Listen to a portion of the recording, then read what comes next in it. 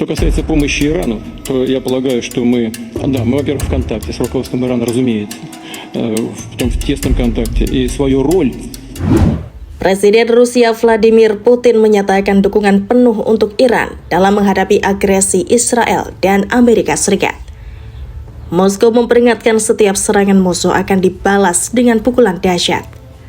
Bahkan Tel Aviv terancam berubah jadi neraka di bawah hujan rudal dan serangan balasan Iran yang didukung Israel. Hal itu terjadi setelah Menteri Luar Negeri Iran Abbas Araghchi menemui Presiden Vladimir Putin pada Selasa 1 Juli 2025. Perang Iran-Israel yang pecah pada 13 Juni 2025 kini memasuki babak baru. Melalui media cetak dan digital, dunia saat ini masih menyaksikan kedua belah pihak saling tukar tembakan rudal untuk menghancurkan sasaran di wilayah musuh.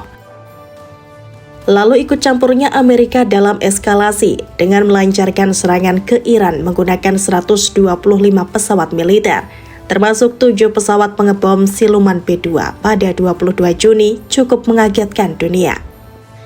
Targetnya 3 instalasi nuklir Iran di Fordo, Natanz, dan Isfahan. Karuan saja aksi kejutan Amerika Serikat ini memantik spekulasi liar terhadap ramifikasi perang Iran versus Israel di tataran regional maupun global. Presiden Amerika Serikat Donald Trump dengan percaya diri mengumumkan serangan ke pusat nuklir Iran merupakan sukses besar dan momen historik bagi Amerika Serikat, Israel, dan dunia. Sebagai reaksi balasan, Iran melancarkan serangan terhadap pangkalan udara Al-Udeid yang merupakan basis pasukan Amerika Serikat di Qatar pada Senin 23 Juni 2025. Pada hari yang sama, Menteri Luar Negeri Iran Abbas Araghchi menemui Presiden Rusia Vladimir Putin. Hasilnya, Putin menyatakan serangan Amerika Serikat ke Iran adalah agresi yang tidak beralasan dan Rusia akan membantu Iran dalam perang menghadapi Israel dan Amerika Serikat. Pernyataan Rusia ini penting karena bisa saja mengubah landscape peperangan di kawasan Timur Tengah. Bila perluasan perang tak bisa dihindari, maka ia akan membuka babak baru ketegangan geopolitik kawasan dan dunia. Betapa tidak, sebelum ini dunia masih menghadapi reperkusi politik perang Rusia-Ukraina. Dan di belahan timur bola dunia, rivalitas China dan Amerika Serikat semakin mengeras. Dengan situasi politik global demikian, keterlibatan langsung Rusia dalam konflik Timur Tengah bukan saja memperuncing kekerasan global, tetapi juga menghidupkan kembali atmosfer perang proksi yang multipolar dan jauh lebih kompleks dibanding era Perang Dingin.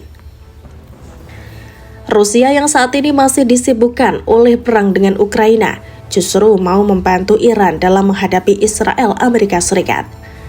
Sikap Rusia tersebut tidak bisa dilepaskan dari hubungan strategis Moskwa-Tehran yang selama dekade terakhir semakin erat. Rusia dan Iran berada dalam satu barisan ketika menangani perang di Suriah.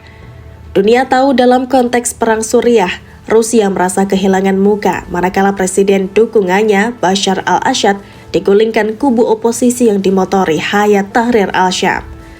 Menurut pakar geopolitik dari Harvard Kennedy School, Stephen Walt, Rusia tengah berusaha menegosiasikan kembali posisinya dalam sistem internasional yang didominasi Amerika Serikat dan Timur Tengah menjadi panggung penting dalam strategi ini. Dalam perspektif ini, upaya Rusia mendukung Iran dalam perang Iran-Israel bisa dibaca sebagai manuver geopolitik untuk mengimbangi pengaruh aliansi Barat, Amerika Serikat, dan NATO di kawasan Arab Timur Tengah. Banyak pihak melihat konflik Iran-Israel sebatas isu Palestina dan proksi Hizbullah versus Zionis, atau tereduksi pada perilaku parnoia Barat terhadap kepemilikan senjata nuklir Iran.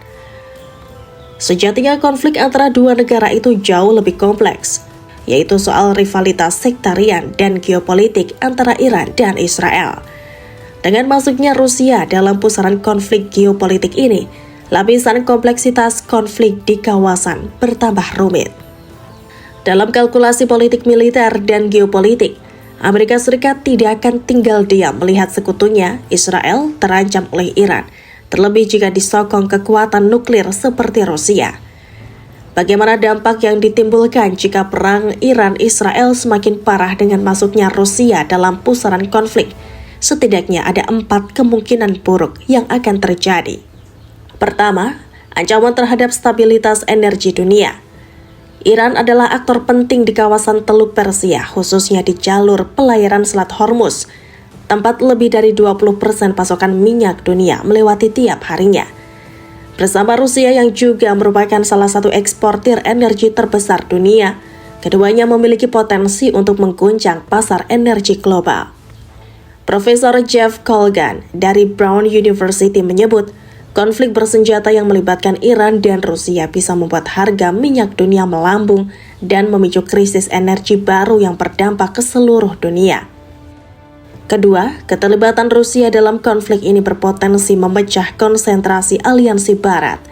Amerika Serikat dan NATO yang selama ini fokus mendukung Ukraina dalam melawan invasi Rusia akan dihadapkan pada dilema strategi, mempertahankan front Eropa Timur atau mengalihkan sumber daya ke kawasan Timur Tengah. Menurut analisis dari Rand Corporation 2024, skenario dua front ini akan menguji kapasitas logistik dan soliditas politik NATO, terutama ketika beberapa anggotanya mulai mengalami kelelahan bantuan terhadap Ukraina. Ketiga, dunia Islam bisa mengalami fragmentasi sikap. Di satu sisi, dukungan Rusia terhadap Iran yang memusuhi Israel bisa memperoleh simpati dari sebagian kelompok Islam politik di dunia, terutama yang anti-Barat.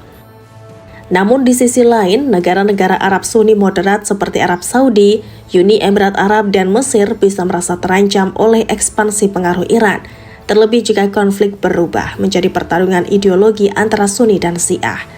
Ini membuka celah bagi konflik baru, termasuk dalam bentuk perang proksi di Suriah, Yaman, atau Lebanon, yang selama ini memang sudah menyimpan sentimen sektarian agama Sunni Syiah.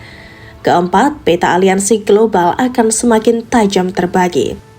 Di satu sisi poros Barat, Amerika Serikat, NATO, Israel, dan di sisi poros Timur, Rusia, Iran, mungkin juga China.